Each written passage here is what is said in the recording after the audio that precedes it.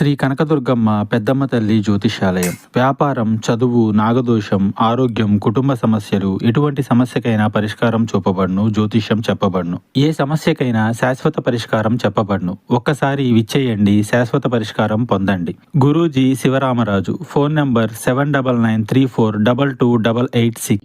మీ యొక్క జీవితంలో ఖచ్చితంగా 600 ఇలాగే జరగబోతుంది.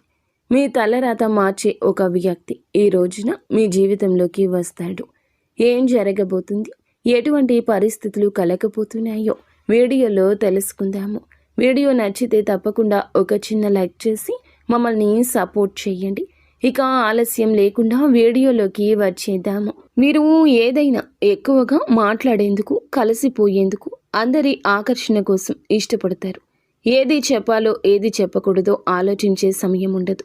ఎవరైనా ఏదైనా మాట్లాడితే జూజాయిగా వీరు అనుకున్నది చెప్తూ నిజాలు, రహస్యాలు, గోప్యత పాటించకుండా చెప్పేస్తుంటారు.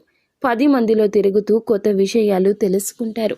ఈ యొక్క రాశివారు మౌనంగా ఉండేందుకు కూడా కొన్నిసార్లు ఇష్టపడతారు. ఈ రాశివారు కుటుంబ భద్రతకు కట్టుబడి ఉంటారు.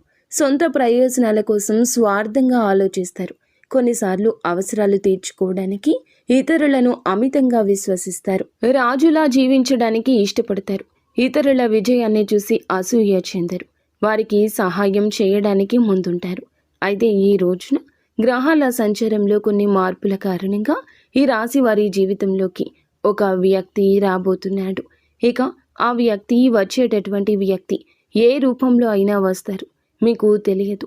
కానీ వారి వల్ల ఈ యొక్క రాశి వారు అనేక లాభాలు పొందుకుంటారు. వారు ఇచ్చే సలహాలు, సూచనలు వీరికైతే అదృష్టాన్ని వీరి వెంట తేబోతున్నాయి, వీరి వెంట పడబోతుంది.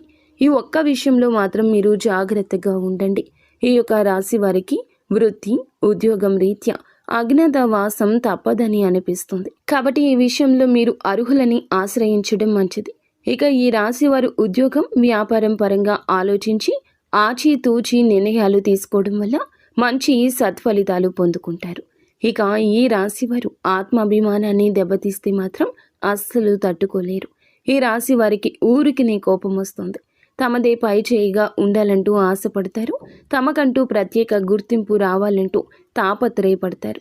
ఏ పని అప్పగించినా సరే ఆ పనిని విజయవంతంగా, చాకచక్యంగా పూర్తి చేస్తారు. తెలివితేటలతో సజావుగా పూర్తి చేస్తారు. అనుకున్నది సాధిస్తారు. నిత్యం శివారాధన చేసుకుంటే మేలుకర ఫలితాలు పొందుకుంటారు. అలాగే హనుమాన్ చాలీసాను పఠించడం ద్వారా కూడా మానసిక స్థైర్యం కలుగుతుంది.